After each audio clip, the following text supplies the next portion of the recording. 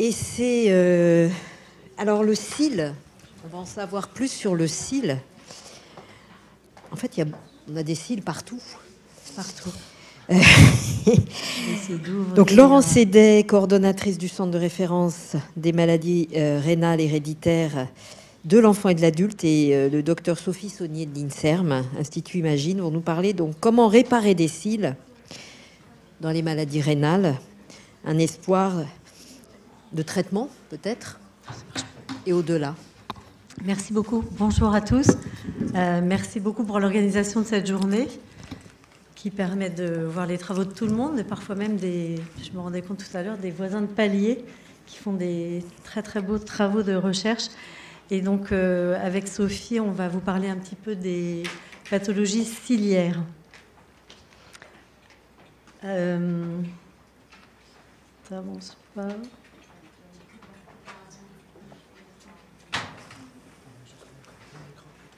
Mais j'ai essayé. Mais...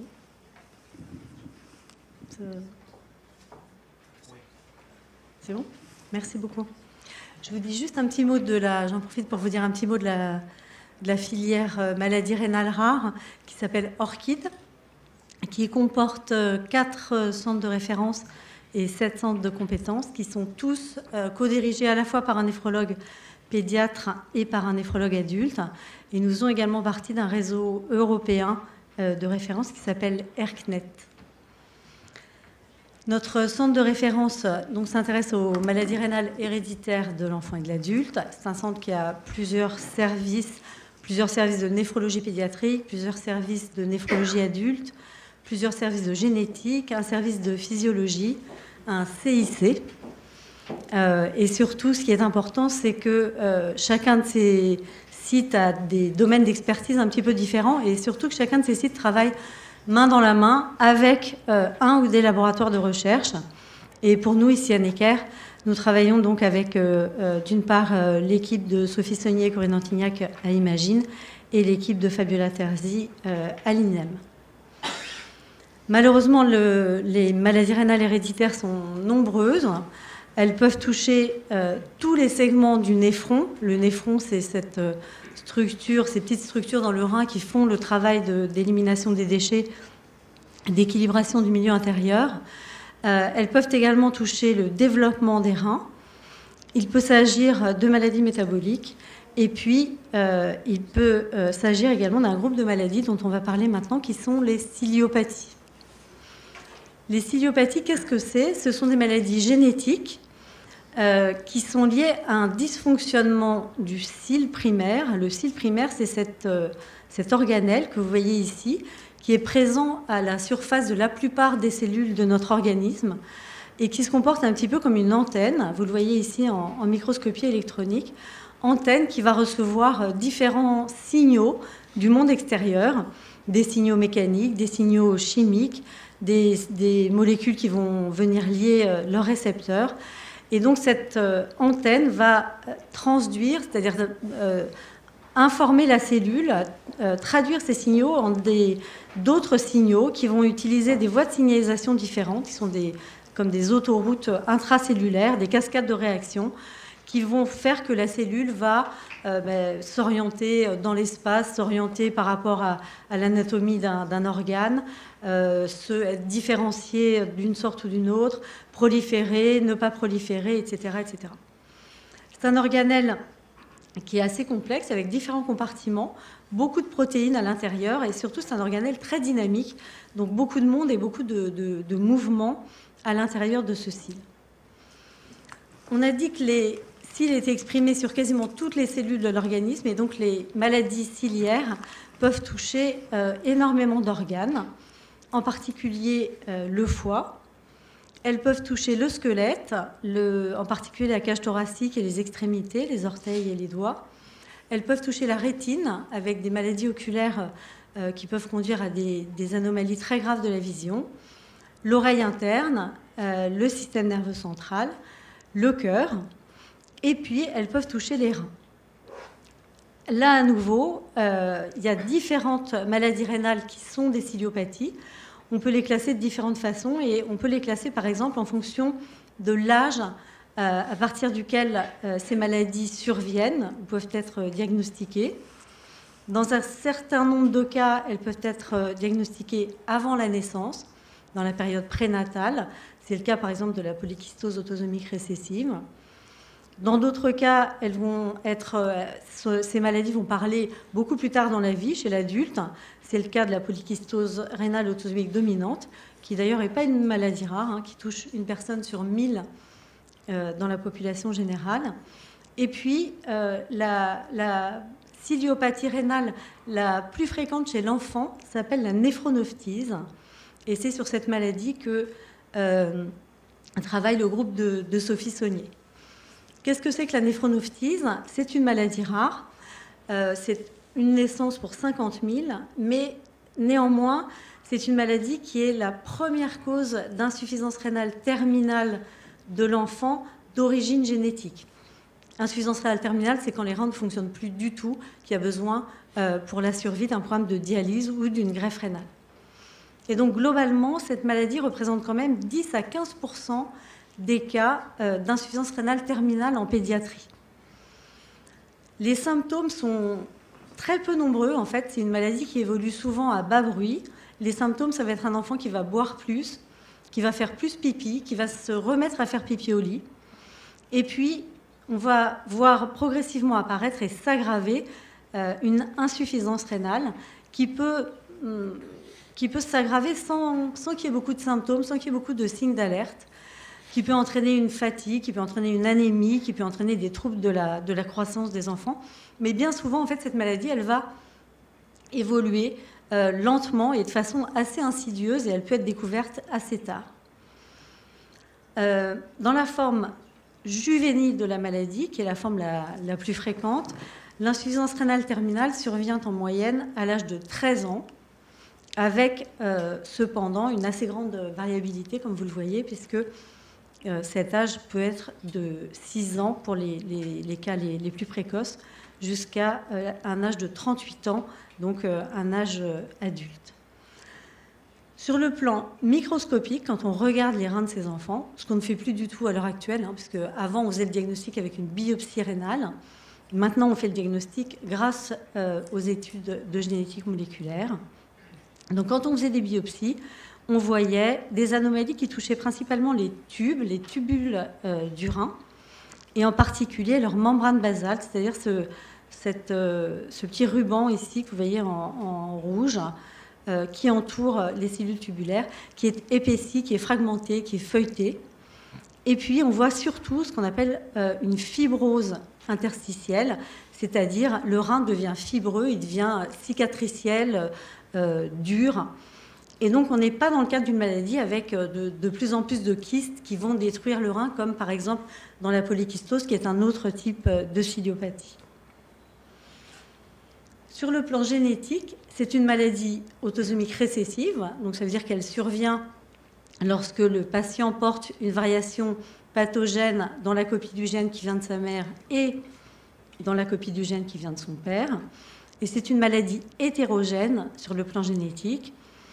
Vous voyez qu'ici, sur ce camembert, une cohorte d'un peu plus de 1000 familles qui ont été testées ici à Necker. Dans un peu plus d'un quart des cas, aucune cause n'a encore été identifiée. Et chez les patients chez qui une cause a été identifiée, environ la moitié des patients, une maladie qui est liée à des mutations dans un gène qui s'appelle NPHP1, dont Sophie va vous reparler en détail. Et puis, pour l'autre moitié des patients, vous voyez qu'il y a une très grande hétérogénéité génétique, c'est-à-dire qu'on peut avoir des variations dans un de ces gènes, très grande liste de gènes. Et donc, pour chacun de ces gènes, en fait, c'est un très petit nombre de familles portant des variations dans chacun de ces gènes. Alors, à l'heure actuelle, la prise en charge de ces petits patients atteints de ciliopathie rénale, elle est principalement symptomatique. On va surveiller les enfants en consultation. La maladie va progressivement s'aggraver, la fonction rénale va se dégrader. À partir d'un certain seuil d'insuffisance rénale, on va donner ce qu'on appelle un traitement conservateur. un régime, des médicaments, des injections de d'érythropoïétine, d'autres médicaments qu'on va donner par la bouche. Et puis, la maladie se dégrade. Se dégradant encore, le traitement va être la greffe de rein, la transplantation d'un rein. Et en attendant une transplantation, il faut parfois faire de la dialyse, soit de l'hémodialyse, soit de la dialyse péritonéale. Alors, on aimerait bien, bien sûr, avoir des approches plus ciblées pour ces pathologies. Donc, quand on dit approche ciblée, on pense, par exemple, thérapie génique, dont a parlé Isabelle Deguerre dans la SMA tout à l'heure. En matière de ciliopathie, il y a eu beaucoup d'avancées dans les ciliopathies rétiniennes, les ciliopathies qui touchent l'œil, mais c'est beaucoup plus compliqué d'essayer de cibler le rein, en tout cas pour délivrer un gène. On pense à des approches pharmacologiques qui vont essayer de cibler telle voie ou telle voie de signalisation dans le cil. Il y a actuellement, par exemple, dans la polykystose autosomique dominante, un traitement qui est commercialisé, qui est donné dans des formes de progression rapide de la maladie et qui cible une voie de signalisation qui s'appelle la voie de la MP cyclique, dont Sophie reparlera sans doute. Il y a beaucoup d'autres essais thérapeutiques dans la polykystose rénale autosomique dominante, mais toutes ces approches jusqu'à présent ont principalement en fait concerné des ciliopathies rénales dans lesquelles il y a beaucoup de kystes et avec une maladie qui est plus liée à la destruction des néphrons par des kystes que de la fibrose, comme on le voit dans la néphronophtise. Alors, qu'est-ce qu'on peut dire de la néphronophtise et des traitements actuellement? On a plutôt une approche symptomatique. Il existe une assez grande hétérogénéité dans les phénotypes, dans la progression de la maladie. Il existe une grande hétérogénéité génétique puisqu'il y a différents gènes qui peuvent être impliqués. Contrairement à la SMA dont nous parlait Isabelle tout à l'heure, on a une fenêtre de tir qui est facilement, qui pourrait être exploitée puisque il n'y a pas du tout d'urgence, comme on le voyait tout à l'heure, à partir du moment où il y a le diagnostic pour traiter, parce que si on peut faire un diagnostic très précoce, dans la mesure où ces enfants sont diagnostiqués en général à un stade déjà avancé, à un âge assez avancé, on peut imaginer une fenêtre ciblée pour intervenir.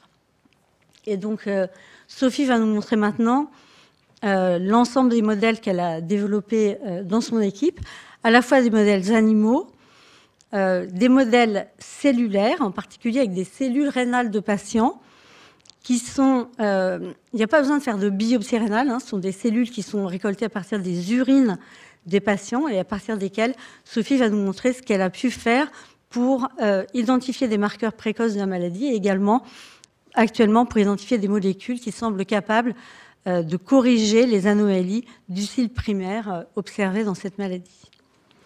Sophie, je te laisse la parole. Merci Laurence.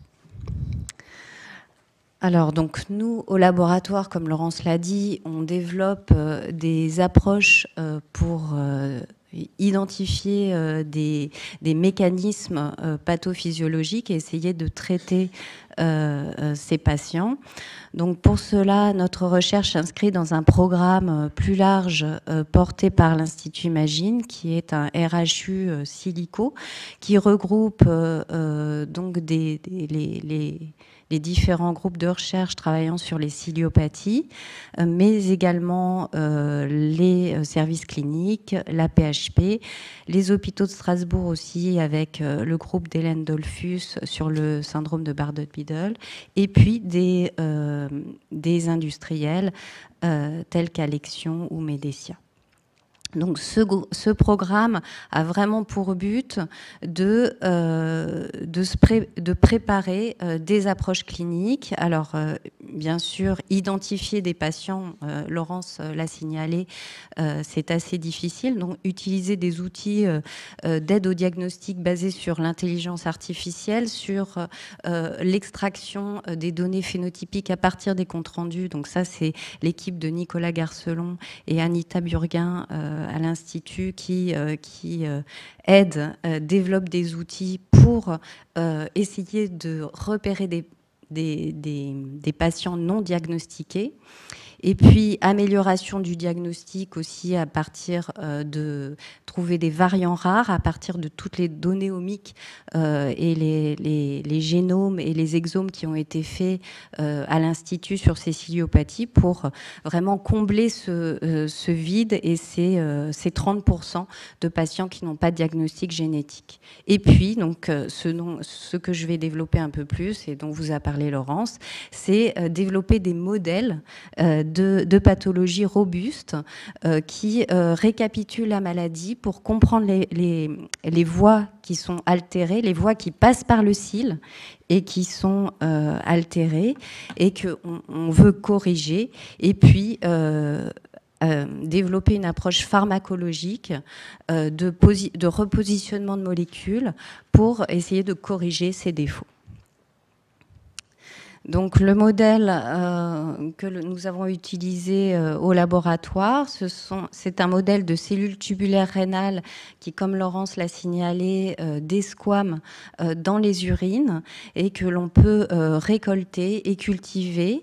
Donc on a actuellement une biocollection assez importante. On a collecté plus de 212 échantillons urinaires, mis en culture et immortalisés 103 lignées de cellules UREC, ainsi que également des cellules sanguines, afin, on va le voir, de développer des cellules souches pluripotentes de patients. Donc ces cellules sont mises en culture. Je ne sais pas si on voit le curseur. Oui.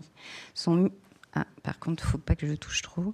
Sont mises en culture, immortalisées. Et donc, quand on analyse, on regarde s'il y a un phénotype particulier, on a effectivement un défaut de formation des cils. Donc, vous voyez ici, chaque cellule a son noyau en bleu. Et dans les cellules contrôle, ici, on voit que chaque cellule possède un petit cil, ici marqué en vert. Ici, c'est des individus qui ont une néphropathie, donc ils ont une atteinte rénale, mais pas une ciliopathie, et on voit qu'ils sont capables de très bien former leurs cils. En revanche, les patients qui sont porteurs de la délétion, mutation majeure, donc NPHP1, ont une incapacité, donc pas complète, mais une difficulté à former des cils. Et quand on quantifie le pourcentage de cellules qui présentent un cil, on voit que les cellules de patients sont nettement, ont nettement moins de cils. Alors l'autre outil qu'on a développé au laboratoire, c'est à partir de cellules soit urinaires, soit sanguines, soit de la peau, on est capable de développer des cellules pluripotentes et qu'on remet en culture et qu'on différencie en différents organes. Et en particulier, ici, c'est en mini-rein. Alors c'est un rein très primitif, petit bien sûr, qu'on met dans une boîte de pétri, mais qui présente quand même un glomérule, un tube proximal et un tube distal. Et on peut voir ici sur cette image, il s'agit d'une boule. Dans un gel, on peut reconstituer un réseau comme ça de mini-néphrons en culture. Donc en rouge le glomérule, en vert le tube proximal et en marron le tube distal. Et de façon intéressante, donc ces cellules sont des cellules de patients ou des cellules qui ont été invalidées pour le gène NPHP1 par la technique de édition du génome, qui sont donc les ciseaux génétiques. Et on peut voir que ces organoïdes peuvent, une fois coupés et marqués, constituent des tubules qui présentent des cils à la surface des cellules épithéliales que l'on peut quantifier. Et si on prolonge la culture de ces organoïdes, puisque là c'est un organoïde à 21 jours, si on le prolonge jusqu'à 51 jours, on peut voir un dépôt anormal de matrices extracellulaires, de membranes basales, qui évoque les membranes basales donc mentionnées par Laurence et qui est défectueux chez les patients atteints de néphronophtise. Et quand on fait une quantification, on voit que les cellules qui sont porteurs de la délétion NPHP1 ont plus de dépôts de cette matrice extracellulaire que les contrôles. Donc ça, c'est vraiment à partir d'un matériel de patient, on peut reconstituer dans une boîte de pétri un phénotype qu'on va pouvoir regarder, et regarder surtout l'effet d'un médicament éventuel, d'un traitement éventuel sur ces phénotypes. Donc un autre aspect intéressant de ces cellules et qu'on a pu mettre en évidence, effectivement, on a montré qu'il y avait une signature inflammatoire, donc des cytokines, qui étaient exprimées de façon anormale dans les modèles de souris de néphronophtise. Et on a pu montrer que cette signature était aussi conservée dans les cellules UREC de patients, et avec en collaboration donc à l'Institut Imagine avec l'équipe de Michael Ménager, on a montré qu'on a fait du single cell RNA-seq sur les urines de patients et des contrôles du même âge, et on a montré qu'il y avait une signature tout à fait particulière de ces patients qui impliquait donc une accumulation anormale de cellules immunitaires. Donc, nous avons notre readout, nos cellules de patients, et l'idée maintenant, c'est d'accélérer le développement de médicaments. Et pour ce faire, on a choisi de cribler une chimiothèque, mais qui contient des molécules qui sont déjà des médicaments, pour la plupart approuvés par l'Agence du médicament européen ou FDA ou américain. Et donc, du coup, on a ciblé notre phénotype qui est absence de cils, et on a identifié donc sur 11 molécules qui étaient les plus prometteuses, on a identifié en particulier une molécule qui permettait de restaurer le pourcentage de cellules ciliées dans les cellules UREC. Donc PGE1 ou alprostadil, c'est un analogue des prostaglandines qui joue un rôle, donc qui est produit, donc PGE2 qui est produit par le rein, qui joue un rôle essentiel au niveau du rein pour maintenir les flux d'eau et de minéraux. Et les prostaglandines donc ciblent 4 récepteurs sur la membrane plasmique, EP2, EP3, EP2, EP1, EP2, EP3, EP4, qui ont des rôles différents.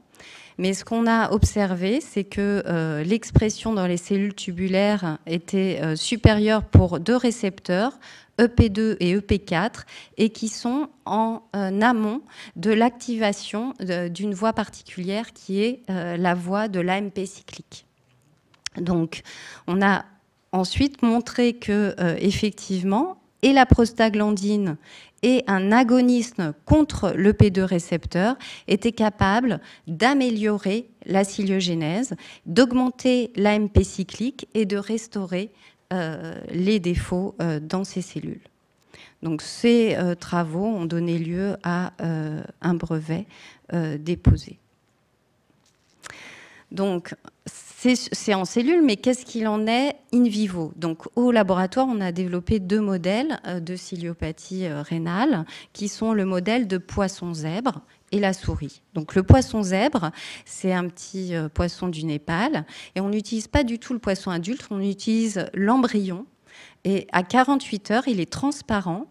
Et donc, dans ce poisson transgénique, il a les 2 tubes primitifs qui sont les pronéphros, qui sont marqués en vert. Et on peut regarder, lorsqu'on inactive un gène de néphronophtise dans ce poisson, à un stade très très précoce, une cellule, on aboutit à des reins pronéphros kystiques. Donc l'idée était de regarder dans une plaque 96 puits l'effet des différentes molécules de la prostaglandine sur la formation de ces pronéphros. Et en effet, on a montré qu'il y avait une amélioration lorsqu'on traitait ces poissons de 10 heures à 48 heures avec le PGE1. Mais bon, il s'agit d'un poisson, donc on est passé à la souris, au modèle murin. On a généré un poisson, une souris invalidée pour NPHP1 par la technique de CRISPR encore. Donc on peut bien voir qu'il n'y a aucune protéine produite dans les NPHP1 pour ces modèles KO. Et donc si on traite ces souris de 1 mois à 5 mois, avec des traitements quotidiens de PGE1 à 80 microgrammes par kilo. On voit que, et on sacrifie donc les animaux à 5 mois, on voit que dans le KON-PHP1, on a des lésions rénales tubulaires qui ressemblent à ce qu'on observe chez les patients, qui sont pratiquement diminuées largement en nombre et en taille au bout des 4 mois de traitement. La même chose, si on regarde, on fait une coupe et on regarde les cils présents dans ces dilatations au bout de 4 mois, on voit que non seulement il n'y a plus de dilatation, mais la taille des cils, qui est anormalement long, est revenue à la normale. Donc on a un vrai effet bénéfique du traitement sur les lésions rénales. Alors, il s'agit de ciliopathie, ce sont des maladies qui touchent d'autres tissus, et dans les patients, il y a aussi des atteintes extrarénales, essentiellement rétiniennes, et notre souris présente également des atteintes rétiniennes. Alors c'est une atteinte très sévère, contrairement aux patients, mais puisque dès 28 jours de vie, les souris ont une dégénérescence totale des photorécepteurs. Mais on avait une petite fenêtre de traitement pour faire la proof of concept, comme on dit, du médicament. Et donc, on a traité les souris tous les 3 jours avec cette fois un agoniste EP2, qui est le récepteur majoritairement exprimé dans la rétine. Et surtout, il existe déjà un médicament contre le glaucome qui est administré, donc EP2. Donc, on a traité nos animaux du jour 6 à jour 21 et on a vu, donc sur cette fenêtre très, très étroite, une amélioration de la couche, du maintien des photorécepteurs dans la rétine, mais également une augmentation de la sensibilité à la lumière, comme l'indique le RG. Donc, des résultats très prometteurs dans la souris pour le modèle NPHP1. Donc, ma dernière slide, quelles sont les prochaines étapes pour ce traitement dans les ciliopathies rénales? Eh bien, on l'a vu, repérer les patients très précocement pour pouvoir les traiter. Et donc ça, c'est à l'aide de biomarqueurs pronostiques.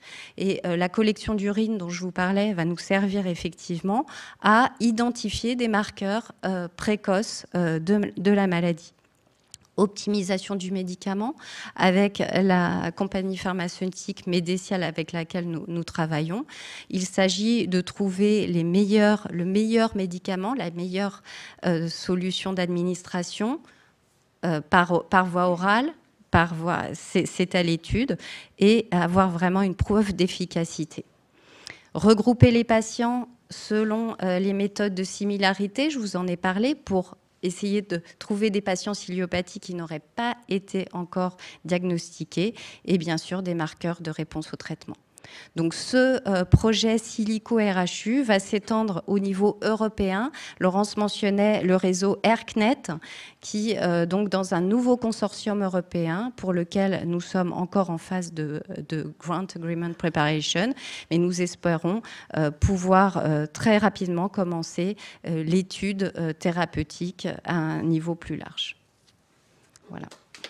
Et je voudrais remercier bien sûr l'ensemble des personnes qui ont participé à ce travail. Merci beaucoup pour ce topo très clair. Est-ce qu'on a le temps pour une question? Pas plus, me dit. Une petite question très courte, peut-être. À quand, chez l'humain, ça progresse, on voit, poisson, zèbre, souris? C'est en cours, c'est vraiment un travail qui se fait là. Alors, est-ce que ce sera la rétine avant le rein? C'est les 2 essais qu'on lance. C'est en cours de développement, on va dire. Voilà. Au sens de développement du médicament. Bien sûr, avec un industriel. Avec un industriel qui porte peut-être... Voilà, tout l'intérêt des RHU pour aller jusqu'au développement et la diffusion du médicament après. Superbe travail, hein. Merci infiniment.